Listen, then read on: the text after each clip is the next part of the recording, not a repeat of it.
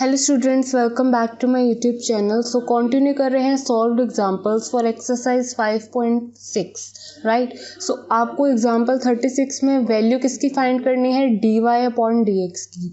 आपके पास एक x value है, एक y वैल्यू है, जिसके अंदर जो फंक्शंस की वैल्यूज़ हैं उसका जो पैरामीटर है, दैट मीन्स जो थर्ड वेरिएबल आपको गिवन है फंक्शन की फॉर्म में, तो वो है थीटा राइट।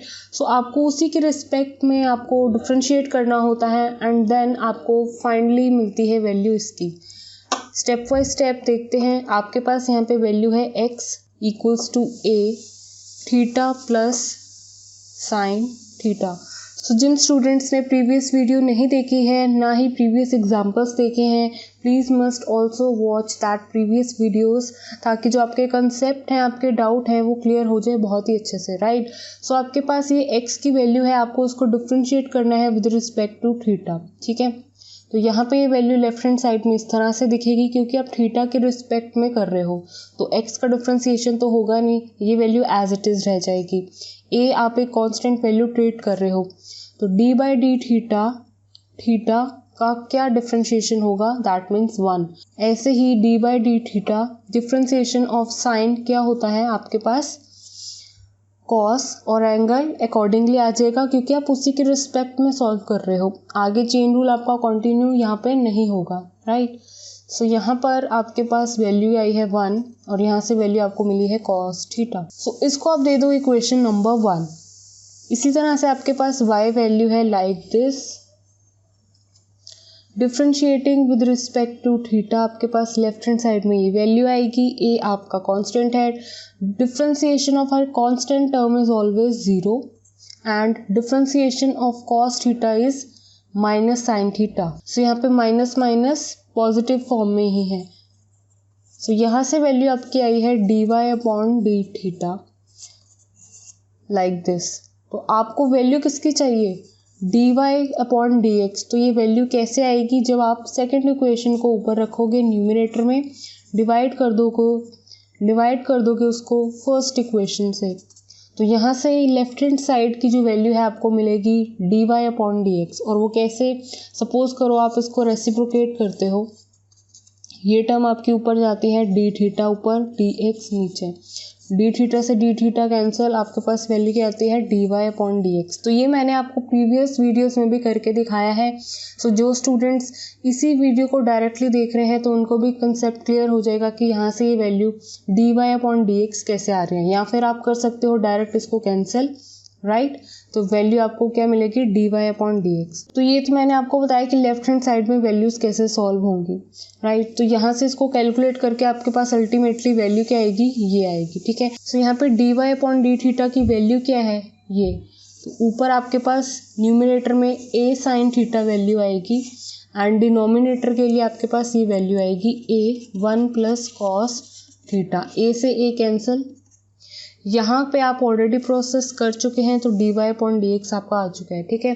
तो अब यहाँ पे ध्यान से देखो, साइन थीटा है ऊपर और नीचे है 1 प्लस कॉस थीटा।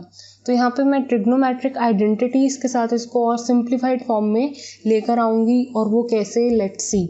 आपने फॉर्मूला पढ़ा हुआ है साइन 2 थीटा का, that is 2 sine theta cos theta. ये फॉर्मूला आपने पढ़ रखा है, ठीक है। तो यहाँ पे इतना पता है कि जब एंगल आपका ट्वाइस ऑफ थीटा होता है, तो यहाँ पर आपके पास एंगल में वैल्यू क्या हो जाती है, 2 थीटा की आधी, दैट मीन्स हाफ वैल्यू। अगर ट्वाइस ऑफ थीटा है तो आपके पास सिर्फ थीटा वैल्यू यहाँ पर एंगल में आ रही है, ठीक है। तो यही वैल्यू अगर मैं यहाँ पे साइन थीटा लिख दूँ, सिर्फ एंगल को ही कम कर दूँ, तो यहाँ पे एंगल आपका और आधा हो जाएगा, दैट मीन्स θ/2। सो यहाँ पे जो भी एंगल होता है उसका हाफ आता है, तो यहाँ पे θ/2 हो गया, कॉस θ/2 हो गया। तो साइन थीटा की वैल्यू आपको पता चली, कैसे लिखी मैंने। तो ये कंसेप्ट्स आपके जो हैं वो ट्रिग्नोमेट्रिक चैप्टर करते हुए क्लास 11th में भी क्लियर हो चुके हैं, और आपके चैप्टर 2 अगर आपने क्लास 12th में पढ़ा है तब भी आपको ये कंसेप्ट क्लियर हो सकते हैं राइट। सो यहाँ पे भी मैंने आपको बता दिया कि मैंने साइन थीटा की वैल्यू को कैसे लिखा है। ऐसे ही आपने फॉर्मूला पढ़ रखा है cos 2 थीटा का 2 cos square theta minus 1, right. तो इसके बहुत सारे फॉर्मूलेज हैं जिसमें से कि आपको मैं एक फॉर्मूला बता रही हूँ 2 cos स्क्वायर थीटा माइनस 1, जो कि यहाँ पे फिट बैठेगा, राइट। तो यहाँ पर देखो जब एंगल डबल होता है तो यहाँ पे आधा एंगल आता है, ट्वाइस ऑफ थीटा का सिर्फ थीटा आया। तो अगर यहाँ पे सिर्फ थीटा होगा तो वहाँ अंदर आपके पास और भी ज़्यादा वैल्यू आएगी, लाइक दिस। यहाँ पे थीटा है तो यहाँ पे थीटा बाय 2 हो चुका है, ठीक है। तो अब ये -1 को इधर शिफ्ट कर दो, +1। तो वैल्यू आपको यही चाहिए 1 + cos थीटा, 1 + cos थीटा। और यहाँ पे वैल्यू क्या रह चुकी है 2 cos स्क्वायर थीटा बाय 2। या फिर इसको आप लिख सकते हो cos थीटा बाय 2 की वैल्यू 2 टाइम्स मल्टीप्लाई हो रही है एक साथ। तो ये वैल्यू आपकी आई है cos थीटा +1 की। किस तरह से मैंने आपको बता दी है, जो कि आपको यहाँ पे फिट करनी है। तो 2 से 2 कैंसिल हो चुके हैं आपके पास, एक cos 2 थीटा से एक cos 2 थीटा कैंसिल हो चुका है, right. So value sine upon cos को आप क्या लिखते हो tan, एंगल जो भी है आपका अकॉर्डिंगली आ जाता है। तो यहाँ पे आपका जो dy/dx का आंसर आया है वो आया है tan थीटा बाय 2। तो आई होप आपको कंसेप्ट क्लियर हो गया हो कि मैंने आइडेंटिटीज को किस तरह से चेंज करके लिखा है। So now let's see next example. So now let's see example 37। आपके पास बुक में एग्जांपल 37 में आपको सिर्फ इस तरह से वैल्यू दिखेगी, लेकिन जब भी आप एक्सरसाइज 5.6 देखते हैं और आपको पैरामीट्रिक फॉर्म में दे रखा होती हैं वैल्यूज़, आपको dy/dx निकालना होता है जब, तो आपके पास x वैल्यू ऑलरेडी गिवन होती है, y वैल्यू ऑलरेडी गिवन होती है, राइट। सो ये वैल्यूज़ आपको लेट नहीं करनी होती हैं खुद से, ये आपको गिवन ही होती हैं। उसके बाद आपको बोला जाता है कि dy/dx निकाल के दिखाओ, राइट। लेकिन हो सकता है एग्जाम्पल 37 में बाय मिस्टेक उन्होंने आपको एक्स वाई की वैल्यू लेट करके दिखाई है, जबकि वैल्यूज़ आपको ऑलरेडी गिवन होनी चाहिए, राइट। सो डोंट वरी, अगर आपके पास ये वैल्यूज़ नहीं गिवन होती हैं तब भी आपके पास वही आंसर आएगा, जो कि मैं आपको यहाँ पे करके दिखाऊंगी। एंड जब आपके पास एक्स वाई की वैल्यू ऑलरेडी गिवन होंगी तब आपके पास वैल्यूज़ कैसे आएंगी वो भी आपको मैं करके दिखाऊंगी, ठीक है। और आंसर आपका दोनों का सेम आएगा, राइट। क्योंकि आपके पूरी एक्सरसाइज 5.6 में आपको एक भी क्वेश्चन ऐसा नहीं मिलेगा जहाँ पे आपको एक्स वाई की वैल्यू गिवन नहीं होगी, ठीक है। तो आपकी पूरी कंप्लीट एक्सरसाइज में आपको एक्स वाई की गिवन वैल्यू होगी ही होगी, राइट। उसके बाद आप वैल्यू निकालेंगे dy/dx की। सो यहाँ पे एग्जाम्पल 37 को मैं तब पहले इस तरह से सॉल्व करती हूँ जब सिर्फ आपके पास एक इक्वेशन गिवन होती है और आपको बोला जाता है dy/dx। तो इस तरह का क्वेश्चन तो आप ऑलरेडी करते आ रहे हैं बिफोर एक्सरसाइज 5.6, क्योंकि 5.5 में, इवन 5.4 में, इवन जितने भी प्रीवियस एक्सरसाइजेज हैं उसमें सब में आपके पास एक इक्वेशन की फॉर्म में ही तो होता था और उसमें आपको dy/dx निकालने को बोला जाता था, राइट। सो यहाँ पर आपको एक्सरसाइज 5.6 में सिर्फ एक ही डिफरेंस है कि आपको x की वैल्यू अलग से दी हुई है, y की वैल्यू अलग से दी हुई है in the another parametric, in the another variable, different variable form में, राइट। सो यहाँ पर देखो आपकी इक्वेशन को मैं सॉल्व कर रही हूँ। इतना देखा कि मुझे किसकी रिस्पेक्ट में सॉल्व करनी है, in the form of x के रिस्पेक्ट में मुझे डिफ्रेंशिएट करनी है टर्म्स को, अपनी इक्वेशन को। तो ये है मेरी इक्वेशन और ये है एक कांस्टेंट वैल्यू। सो यहाँ पे आपको क्लियरली दिख रहा है कि सिर्फ x की पावर एक न्यूमेरिक टर्म है जो कि आप सिंपली इसका डिफ्रेंशिएशन कर सकते हो। ऐसे ही y के ऊपर भी एक न्यूमेरिक टर्म है जिसका डिफ्रेंशिएशन कर सकते हो, राइट। सो यहाँ पर आपके पास ऐसा नहीं है कि आपको लॉग लगाना पड़ रहा है, राइट। सो सिंपली पूरी इक्वेशन को डिफ्रेंशिएट कर दो विद रिस्पेक्ट टू x। तो आपके पास वैल्यू क्या आएगी, यहाँ से आपके पास जो न्यूमेरिक टर्म है वो आगे आ जाएगी, पावर में एक वैल्यू कम, 2/3 - 1। ये हो गया पूरे डिफ्रेंशिएशन इसका, क्योंकि विद रिस्पेक्ट टू x ही कर रहे थे, कोई चेन रूल के साथ आपको वैल्यू आगे नहीं लिखनी है। यहाँ पर इसका डिफ्रेंशिएशन तो करो जो कि बिल्कुल एग्जैक्टली इसी तरह से आएगा, लेकिन यहाँ पे सिंपल x नहीं है तो differentiation with the help of chain rule आपको y का भी करना पड़ेगा, क्योंकि जब आप विद रिस्पेक्ट टू x कर रहे हैं डिफ्रेंशिएशन तब आप यहाँ पे अगेन चेन रूल के साथ dy/dx x का करोगे तब भी आपको 1 वैल्यू ही मिलेगी, लेकिन यहाँ पे x नहीं है y है, तो आपको यहाँ पे dy/dx इसका y का भी करेंगे तो यहाँ पे वैल्यू मिली है आपको dy/dx। एंड कांस्टेंट का डिफ्रेंशिएशन ऑलवेज 0। सो ये जो dy अपॉन dx वाली टर्म है इधर रहने दो और ये वाली टर्म को उधर शिफ्ट कर दो। सो ये 2/3 y की जो पावर है वो क्या हो जाएगी -1/3 dy अपॉन dx को एज इट इज लिख दो और ये टर्म उधर शिफ्ट हो रही है तो माइनस में आ जाएगी।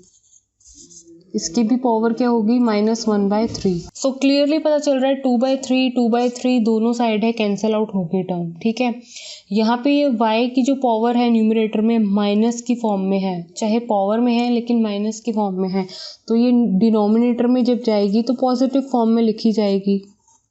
पावर आपकी सेम रहेगी, माइनस है अगर आपकी पावर में तो वो आप उसको पॉजिटिव कैसे बना सकते हो, जब आप उसको डिनोमिनेटर में ले आओगे। अब यही डिनोमिनेटर की वैल्यू में पावर है, अगर आपको इसको माइनस में लेकर आना है पावर को तो इस वैल्यू को आप ऊपर शिफ्ट करोगे तो आपको इस तरह से दिखेगी। ठीक है, नथिंग एल्स। यहाँ पे माइनस चल ही रहा है तो इस पावर को भी मैं नीचे पॉजिटिव फॉर्म में लेके आ जाती हूँ।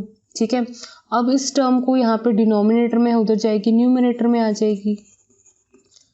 सो माइनस आपका चल ही रहा है। सो y की पावर भी 1/3 है, x की पावर भी 1/3 है। सो इसको कंबाइन करके मैं पूरे के ऊपर 1/3 पावर शो कर सकती हूँ लाइक दिस, राइट। सो जैसे कि आपके पास स्क्वायर रूट होता है तो आपके पावर कुछ इस तरह से लिखी जाती है। ठीक है, वहाँ पे अगर आप 2 नहीं भी लिखेंगी तब भी पता है कि आपका वो स्क्वायर रूट है। सो यहाँ पे आप 2 लिखें रूट के ऊपर चाहे ना लिखें, आपको इतना पता है कि ये रूट की वैल्यू क्या है, आपकी स्क्वायर रूट है। तो इसको पावर की फॉर्म में कोई भी वैल्यू ले लो यहाँ पे x, तो उसको पावर की फॉर्म में 1/2 लिखते हो, राइट। सो मतलब इसको इस तरह से लिख सकते हो और आप यहाँ पे 2 चाहे लिखें चाहे ना लिखें, स्क्वायर रूट तो माना जाता है, लेकिन अगर आपके पास 2 के अलावा कोई पावर है तो आपको वहाँ पे लिखना पड़ रहा है। यहाँ पर अगर x के ऊपर मेरे पास 1/3 है तो मुझे उसको रूट की फॉर्म में लिखना है, तो 3 ऐसे आएगा और आपके पास रूट में इस तरह से। सो यहाँ से इतना क्लियर है कि आपकी क्यूबिक रूट है ये। ठीक है, तो ये जस्ट मैंने आपको लिखना बताया कि आपको इस टर्म को अगर रूट की फॉर्म में शो करना है जो कि आपके एनसीईआरटी बुक में लिखा हुआ है तो उसको कैसे करना है। तो आप इसको डायरेक्ट लिख सकते हो, माइनस तो आपका ऑलरेडी बाहर है, सो पूरे y अपॉन x के ऊपर आ जाएगा क्यूबिक रूट आपका। ठीक है, सो यहाँ पे रूट है और उसकी पावर क्या है 3। तो इससे आपको क्या पता चलता है कि अगर आपको इसको पावर की फॉर्म में लिखना है तो आप उसको इस तरह से लिख सकते हो। तो इस स्टेप को आप इस तरह से भी लिख सकते हो, इस स्टेप को आप इस तरह से भी लिख सकते हो। आपको ये मैंने आपको करके बता दिया है। ठीक है, तो ये था तब जब आपके पास एक्स वाई की वैल्यू ना गिवन हो, आपके सिंपल इक्वेशन गिवन थी, आपने डिफरेंशिएट करा with respect to X, normal differentiation apply किया, नथिंग एल्स, आपके पास ये वैल्यू आई।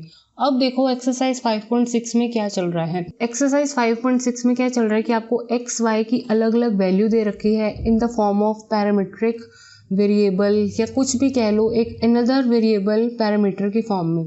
तो उसके रिस्पेक्ट में आपको डिफरेंशिएट करना है और फिर लेकर आनी है अपने dy अपॉन dx की वैल्यू। तो मैं इस प्रोसेस को अगर सॉल्व करूंगी तब भी आपके पास यही आंसर आएगा लास्ट में। लेट्स सी, x मेरे पास है value a cos cube theta, इसको डिफरेंशिएट कर रही हूँ विद रिस्पेक्ट टू थीटा क्योंकि थीटा मेरा एक पैरामीटर है, एक थर्ड अनदर वेरिएबल है। ठीक है, सो यहाँ पे आपका क्योंकि फंक्शन ही पूरा थीटा में है तो मैंने इसको रिस्पेक्ट में, किसके रिस्पेक्ट में डिफरेंशिएट किया, थीटा के रिस्पेक्ट में। a एक कांस्टेंट वैल्यू है तो इसको सबसे पहले मेरे को ये वैल्यू को मैंने किस तरह से देखा, कॉस थीटा के ऊपर क्या है क्यूब। जैसे x के ऊपर क्यूब होता है या कोई वैल्यू होती है तो उसका डिफरेंशिएशन आपको पता है, x to the power n, तो उसका डिफरेंशिएशन करते हो तो आपके पास वैल्यू क्या आती है n(x n-1). ठीक है, तो यहाँ पे पहले एंगल में x नहीं है, चेन रूल से आपका इसका भी डिफरेंशिएशन होगा बाद में, लेकिन आप पहले इसको इस तरह से ट्रीट करके हम इसका डिफरेंशिएशन तो करें, राइट। सो आपके पास 3 वैल्यू आगे आ जाएगी, एंगल के अंदर जो भी वैल्यू एज इट इज, और यहाँ पे 3 - 1 करेंगे तो वैल्यू आएगी 2। नाउ चेन रूल के साथ d/d थीटा एंगल का भी होगा डिफरेंशिएशन, क्योंकि यहाँ पर सिंपल थीटा नहीं था, यहाँ पे पूरा एंगल आपका चेंज था। सो कॉस थीटा का भी आपको यहाँ पे क्या करना पड़ेगा, differentiation. So 3a cos square theta as it is. Cos theta का डिफरेंशिएशन क्या होता है, minus sine theta. So dx upon d theta का जो आपका डिफरेंशिएशन आया है वो मैंने आपको लिख दिया है, इसको दे दो इक्वेशन नंबर 1। सो यहाँ पर आपके पास अब y की वैल्यू को सॉल्व करना है, जिसको आप इस तरह से भी लिख सकते हो, ठीक है। So d by d theta y का एज इट इज़ रह जाएगा, a term constant as it is. इसका डिफ्रेंसिएशन करेंगे, किसी की पावर में है क्यूब तो उसका डिफ्रेंसिएशन कैसे होता है, लाइक दिस। सो यहाँ पे 3 value as it is, sine theta की पावर में वैल्यू क्या हो जाएगी 3 - 1 that is 2, and differentiation of इस एंगल का भी दैट इज साइन थीटा का। So d by d theta sine theta का नेक्स्ट स्टेप में मैं कर देती हूँ। सो यहाँ से वैल्यू आएगी 3a साइन स्क्वायर थीटा, इसके साथ वैल्यू आएगी कॉस थीटा की। So d y upon d theta की वैल्यू आई है, सेकेंड इक्वेशन नेम दे दो इसको लाइक दिस। अब आपको d y upon d x की वैल्यू चाहिए, तो आप वो कैसे मिलेगी, जब आप डिवाइड करोगे सेकेंड इक्वेशन को विद इक्वेशन 1। सो ये वैल्यू न्यूमरेटर में आएगी, ये डिनोमिनेटर में, राइट। डी थीटा से डी थीटा कैंसिल हो जाएगा, 3a sine square theta cos theta, d y की जगह मैंने लिख दिया है ऐसे d x upon d theta की value -3a cos square theta sine theta, d theta से d theta cancel. So d y upon d x की वैल्यू आई है ये, जिसको हम सिंप्लीफाई करके यहाँ तक लेकर आएंगे, लेट्स सी हाउ। सो इस तरह से आपके पास वैल्यू आएगी, राइट। क्लियरली दिख रहा है 3a से 3a कैंसिल हो गया है, कॉस से कॉस एंड साइन से साइन, राइट। तो आपके पास ये वैल्यू क्या आ रही है, d y upon d theta की sine theta upon cos theta और साथ में माइनस। तो इसको आप साइन अपॉन कॉस को क्या लिख सकते हो, टैन की फॉर्म में, like this, right. So minus tan theta की वैल्यू आई है। तो यहाँ पे बच्चे बहुत कंफ्यूज हो जाते हैं कि ये वैल्यू इस तरह से कैसे आएगी। सो यहाँ पर ये वैल्यू को हम इस तरह से कैसे लेकर आए हैं, लेट्स सी। आपके पास स्टार्टिंग में वैल्यू थी x की और y की, वापस से आप उसको लिखो। x की वैल्यू है a cos cube theta, right. अब यहाँ से मैं वैल्यू कैसे निकाल रही हूँ, ध्यान से देखो, ये a को मैं इधर शिफ्ट कर रही हूँ, x अपॉन a हो चुका है value cos cube theta. So यहाँ पे देखो, जब मेरे पास कॉस की पावर में वैल्यू क्या है 3, तो ये अगर मैं इस पावर को उधर शिफ्ट करना चाहती हूँ तो कैसे आएगी वैल्यू, यहाँ पर अगर मेरे पास 3 की फॉर्म में है, क्यूब की फॉर्म में है पूरे इस कॉस के ऊपर टर्म, तो ये मैं अगर लेफ्ट हैंड साइड शिफ्ट करना चाहती हूँ तो यही पावर मुझे इसके ऊपर इस तरह से दिखेगी। तो ये एक बहुत ही इंपॉर्टेंट स्टेप था कि ये पावर जब इधर शिफ्ट होगी तो कैसे दिखेगी, ठीक है। अब आपको इतना पता है कि 1/3 को आपको कैसे लिखना है, रूट की फॉर्म में, जो कि मैंने अभी आपको बताया था। अल्टीमेटली x अपॉन a दोनों के ऊपर क्या है 1/3, और इसको रूट की फॉर्म में शो करना होगा, तो आप कैसे शो करोगे, like this. So cos theta की वैल्यू कैसे आई, इस तरह से। सो जैसे यहाँ से वैल्यू आई, ऐसे ही आपके पास y टर्म है a sine cube theta. So यहाँ पर a नीचे चला गया, पूरे साइन के ऊपर क्या है क्यूब वैल्यू, उधर शिफ्ट करूंगी तो पावर यहाँ पर कैसे दिखेगी 1/3, और यही पावर वापस जाएगी तो 3 दिखेगी आपको वहाँ पर, ठीक है। तो यहाँ पर देखो, इसको भी मैं रूट की फॉर्म में लिख देती हूँ लाइक दिस। माइनस आपका चल ही रहा है, सो यहाँ तक तो छोड़ ही दो वैल्यू। अब यहाँ पे साइन थीटा कॉस थीटा में वापस से वैल्यू डालो, तो साइन थीटा की वैल्यू क्या है, that means y upon a। Cos theta की वैल्यू क्या है, ये x अपॉन a। अब देखो, इतना पता चल रहा है पूरे ऊपर भी, न्यूमरेटर में भी और डिनोमिनेटर में भी सेम क्यूबिक रूट है, तो पूरी वैल्यू आपके किस तरह से दिखेगी, लाइक दिस।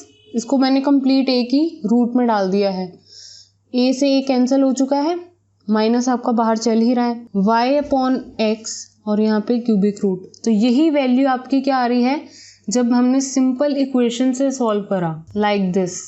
और आपने यहाँ से वैल्यू कैसे लेकर आए हैं, ये भी मैंने आपको प्रोसेस बता दिया है, तब भी आपका यही आंसर आया है, ठीक है। सो यहाँ पर आपके पास, सॉरी यहाँ पे सिंपल x है, क्योंकि हमने जब d y upon d theta d x upon d theta को कैलकुलेट करा तो डी थीटा से डी थीटा कैंसिल होगा, आपके पास वैल्यू क्या आएगी d y upon d x. तो यहाँ पे मिस्टेक सही कर लेना। सो यहाँ पर d y upon d x का आंसर आया है। अगर आपके पास एक्स वाई की अलग अलग वैल्यू होती है तब आपने कैसे लेकर आए हैं, तब भी मैंने आपको शो कर दिया है, राइट। सो बेसिकली इस तरह के क्वेश्चंस में आपके पास एक्स वाई की वैल्यू दे रखी होती है, आपको लेट नहीं करना होता है, ठीक है। सो डोंट गेट कंफ्यूज्ड कि यहाँ पर आपको एक्स वाई की वैल्यू दे रखी होगी एक्सरसाइज 5.6 में या फिर नहीं। आपको 100% श्योरिटी होगी कि आपके पास एक्स वाई की वैल्यू दी होगी, तभी आपको पैरामीट्रिक डेरिवेटिव कैसे करना है वो मैंने आपको बता दिया है। सो बहुत ईजी है ये एक्सरसाइज, सिंपल। आपको ट्रिग्नोमेट्रिक कुछ आइडेंटिटीज़ का पता होना चाहिए, nothing else. So next video में एक्सरसाइज देखेंगे 5.6। Thank you students for watching this video. Please like, share and subscribe to my channel.